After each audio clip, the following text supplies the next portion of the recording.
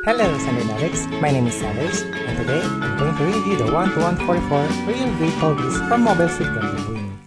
This Gundam plastic model, also known as Gunpla, was manufactured by Bandai Hobby to represent Mobile Suit Tallgeese from the anime series Mobile Suit Gundam Wing. The front of the box shows wonderful art of Mobile Suit Tallgeese. The side of the box only shows the real grid number 28, information about the Mobile Suit Tallgeese, as well the gimmick that this kit have. Upon opening the box, you will see some website of Bandai which is good to check out, and the old 1-to-144 high-grade fighting action lineup portraits. Inside the box, you will have 5 packs of multicolored runners which allows you to build the Mobile Suit Tallgeese, and the instruction manual. Each runner are organized by a letter and a number so you can follow the instruction easily or if you ever need a replacement part of it. The runner A1 are molded in white, gray, and yellow parts. The runner B are the dark gray RG frame, white on runner C1, yellow on runner D1, white on E1, same white on E2, dark gray on F, dark gray on G1, same dark gray on G2, clear on runner H1, red on runner H2, and transparent pink on runner SB12.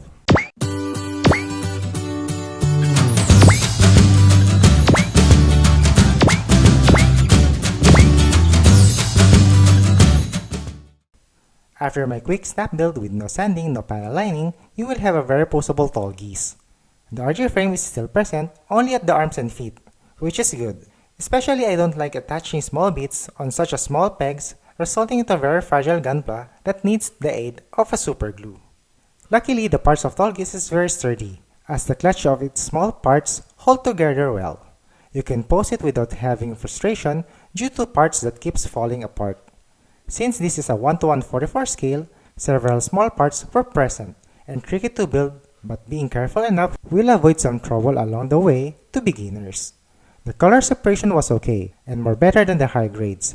You just need to be careful not to lose those tiny bits. I suggest to glue them to avoid losing those tiny parts. Knob marks were not that obvious since majority of the parts were undergated, yet still a proper sanding is needed to remove its imperfection. Look at the face of this thing! For accessories, Tallgeese have several hand manipulators. You will get a pair of closed hands, pair of open hands, right hand for holding the beam saber, and a pair of holding hands. Aside hand manipulators, you will get the pair of beam sabers, pair of pink beam sabers effect parts, shield, Dober gun, action-based adapter, and 1-to-144 Zex Marquis figure. For such a small size, this figure has a great detail. The only downside was you cannot put him on Tallgeese cockpit at all. 2 beam saber can be attached to the holding hand manipulators. You just need to dismantle the hands in order to hold it securely. Personally, I don't like this kind of procedure. It will be easier if the beam sabers can be slid down to the hands without disassembling. Changing the color of beams on the beam saber is easy. You just need to pull it out and replace it with the one you like. You can also store both of the Tallgeese beam sabers on the back of its shield, and holding it by hands requires some procedure for holding beam sabers. However, it was loose and annoying. Saving the best accessories for last is the Dober gun. This weapon was impressive. You can remove the magazine and a firing action by pushing the barrel back and forth. The handles can swivel, allowing Tallgeese to hold it properly, and 5 points of articulation for its clip. Holding it by hands was somehow hassle, since you need to disassemble the holding hands manipulators. But when you done it right, you can pose it tightly and securely.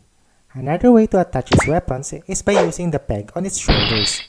The shield and Dober gun can hang off on the shoulder, granting a free hand to hold the other weapons or use the Dober gun with the knees, and prevent the weapon recoil whenever it fires.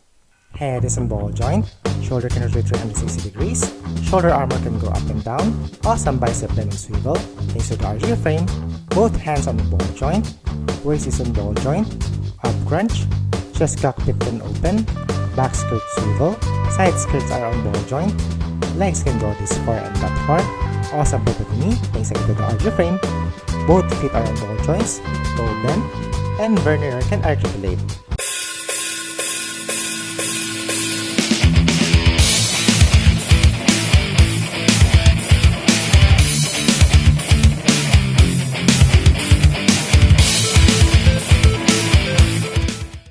The gimmick that this kit has to offer was the powerful super vernier boosters that are capable of producing acceleration. Both super vernier and other small boosters can open, showing that Tallgeese is ready to accelerate in terms of speed and mobility. Here are the comparison to my other toy collection: Lego minifigure, Takaratomi Pikachu, Jollibee Around the World Philippines, Bandai Automorphin Pink Ranger Flip Head, 1-to-144 No Grade Tallgeese,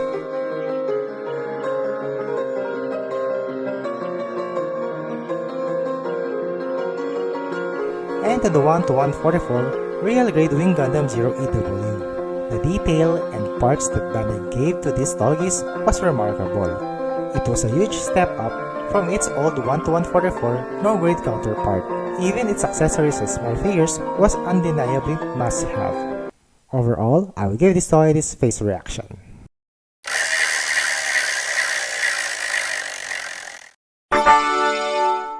Ganda! The 1-to-144 Real Grade Tallgeese was a big step up to the previous 1-to-144 no-grade counterpart. The details, articulation, color separation, gimmicks, and features was insane. Tallgeese never had this kind of treatment before, and Bandai put a lot of top-chart engineering when they create this Gunpla, making it one of the best Gunpla on 1-to-144 scale. Being a fan of Gundam Wing series, it is a must-have. This is my personal review, my own point of view, and see you next time for more!